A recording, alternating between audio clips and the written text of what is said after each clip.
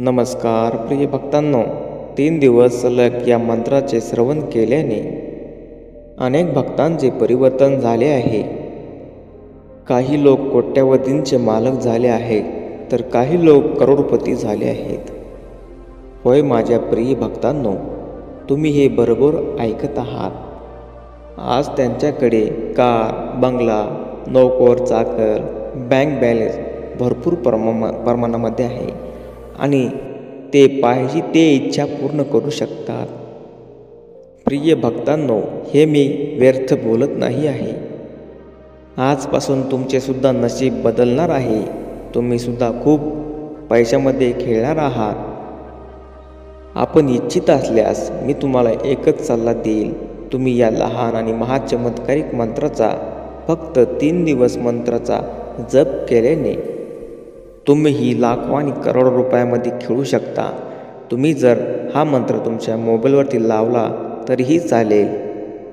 भक्तांनो, हा मंत्र साधा नाही, त्यामुळे तुम्ही या मंत्राला हलक्यात घेऊ नका.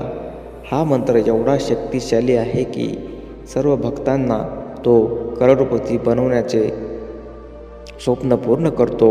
त्यामुळे तुम्हीही या मंत्राचा सलग 3 दिवस फक्त 108 वेळा मंत्राचा जप करा, जेणेकरून तुमच्या आयुष्यामध्ये खूप पैसा येऊन जाईल आणि तुम्ही सर्वात श्रीमंत व्यक्ती बनाल.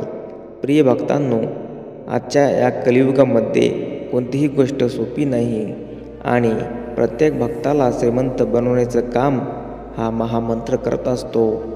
सर्व भक्त श्री स्वामी समर्थ माऊली आणि श्री दत्तगुरू महाराजांच्या कृपेने खूप करोडपती होणार आहेत.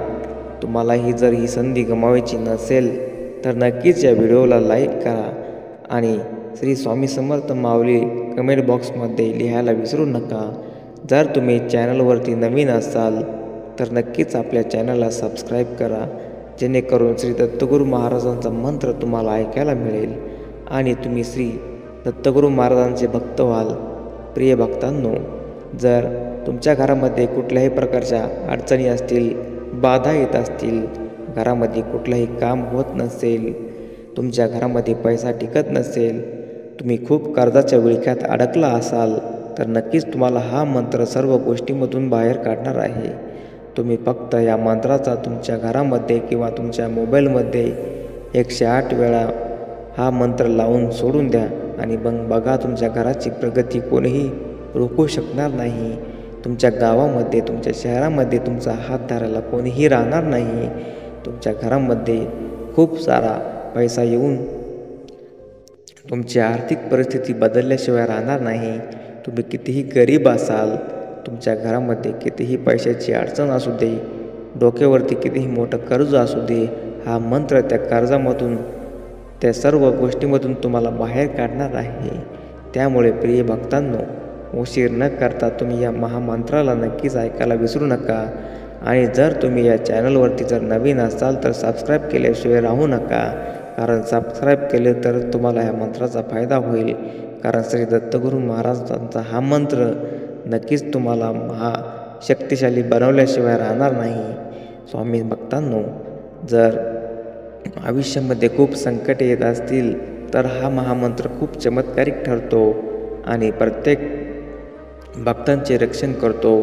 त्यामुळे तुमच्या आयुष्यामध्ये खूप तुमच्या इच्छा पूर्ण करण्यासाठी तुमच्या डोक्यावरील कर्ज एका क्षणामध्ये कमी करेल हा मासा आहे महामंत्र. तुम्हाला जर वाटत असेल की या महामंत्राने काहीही होत नसेल तर नक्कीच तुम्ही चुकीचा विचार करत आहात. कारण श्री दत्तगुरू महाराजांचा लाखो आणि करोडो भक्तांचा जनसागर नक्कीच तुम्हाला सांगून जाईल की नक्कीच काहीतरी श्री दत्तगुरू महाराजांच्या या मंत्राने आपल्याला फरक पडणार आहे.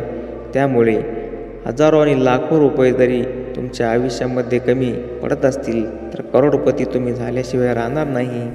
त्यामुळे भक्तांनो, उशीर न करता आपण या महामंत्राला सुरुवात करूया. हा मंत्र पुढील प्रमाणे आहे. तुम्हाला नक्कीच हा महामंत्र शेवटपर्यंत ऐकायचा आहे. फक्त 3 दिवस या महामंत्राला तुम्ही टाईम द्या आणि बघा, तुमच्या आयुष्यामध्ये नक्कीच बदल झाल्याशिवाय राहणार नाही. चला तर मग महामंत्राला सुरुवात करूया. मंत्र पुढील प्रमाणे आहे. ओम द्रा